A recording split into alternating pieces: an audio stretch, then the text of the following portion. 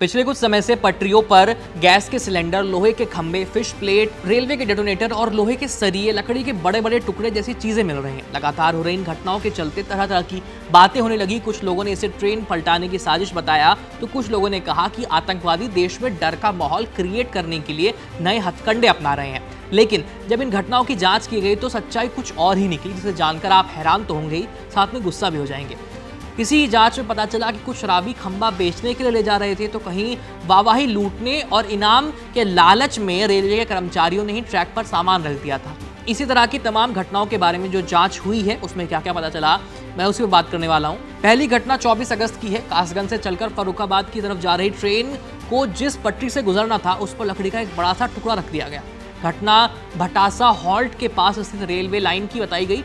जब जांच हुई तो पता चला कि दो शराबियों ने पटरी पर लकड़ी का एक टुकड़ा रखा था। पुलिस ने बताया कि ये लोग ट्रेन को पलटाकर फेमस होना चाहते थे। आरोपियों की पहचान देव सिंह राजपूत और मोहन कश्यप के रूप में हुई। बताया जाता है कि कुछ लोगों ने टूटे हुए आम के पेड़ को पास ही में रखा था और इन दोनों नशेड़ियों ने उस आम के पेड़ के टुकड़े को उठा करके रेलवे की पटरी पर रख दिया और पास ही पुलिस को घटनास्थल से एक शराब की बोतल भी मिली है। दूसरी घटना कानपुर की है, जब पटरियों पर गैस सिलेंडर रखा मिला। 9 सितंबर को कानपुर में यहां ट्रैक पर गैस सिलेंडर रखा था। बताया गया कि कालिंदी एक्सप्रेस को पलटाने की साजिश की गई है। ये ट्रेन उत्तर प्रदेश के प्रयागराज से चलकर हरियाणा की भिवानी जा रही थी। ट्रेन कानपुर के शिवराजपुर में पटरी पर रखे एलपीजी के सिलेंडर से टकरा गई और फिर रुक गई। हालांकि घटना में कोई घायल नहीं हुआ और जांच के दौरान पास ही की झाड़ी में पुलिस को सिलेंडर, पेट्रोल की बोतल, माचिस और बारूद जैसी चीजें मिली। मामले में 12 लोगों को अरेस्ट किया गया। एसआईटी की टीम बनाई गई।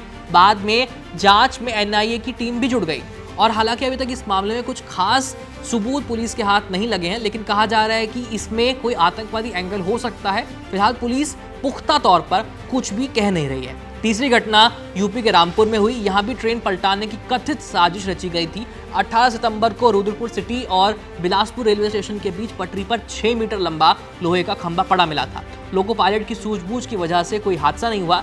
जब जांच हुई तो पता चला कि संदीप और टिंकू अक्सर उसी रास्ते से शराब पीने जाते थे। घटना वाले दिन भी यही हुआ। जमीन उबड़ खाबड़ थी। ऐसे में जैसे तैसे खंभा लेकर वो भाग रहे थे, उसी समय उन्होंने ट्रेन का हॉर्न सुना और वो खंभा वहीं छोड़कर भाग गए। उनका इरादा ट्रेन पलटाने का बिल्कुल भी नहीं था। पूछताछ के दौरान दोनों ने खंभा चुराने, नशे की लत को पूरा करने के लिए इसे बेचकर पैसे कमाने और ट्रेन को आते देखकर खंभे को वहीं पर छोड़ के भागने की बात स्वीकार कर ली। मामले में पुलिस ने ट्रेन पलटाने की साजिश से इनकार कर दिया है। अगली घटना इसके 2 दिन बाद हुई, जहां गुजरात के सूरत जिले में 20 सितंबर को रेलवे ट्रैक पर तोड़फोड़ की खबर सामने आई। जांच हुई तो जानकारी सामने आई कि रेलवे के 3 कर्मचारियों ने तोड़फोड़ की झूठी कहानी रची थी। ये दुर्घटना टालने के लिए वाहवाही लूटने और इनाम पाने के लालच में उन्होंने ऐसा किया, जिसमें इन लोगों ने ट्रैक के कुछ हिस्से हटा दिए, वीडियो और तस्वीरें ली और फिर फिश प्लेट और हटाए गए दूसरे हिस्सों को वापस से लगा दिया। पुलिस ने तीनों आरोपियों को गिरफ्तार किया। इनमें सुभाष पोद्दार और मनीष मिस्त्री ट्रैकमैन है, जबकि तीसरा आरोपी शुभम जायसवाल कॉन्ट्रैक्ट वर्कर है। ऐसा ही एक और मामला मध्य प्रदेश से भी सामने आया है। यहाँ 22 सितंबर को खंडवा जिले में पटरियों पर 10 डेटोनेटर फटने की घटना सामने आई। इसके चलते अधिकारियों ने सेना की एक स्पेशल ट्रेन को कुछ समय के लिए रोक दिया। हालांकि अधिकारियों ने कहा कि डेटोनेटर रेलवे के लिए हानिकारक नहीं होते। इस मामले की जांच की तो पता चला कि रेलवे के एक कर्मी ने डेटोनेटर चुराए थे।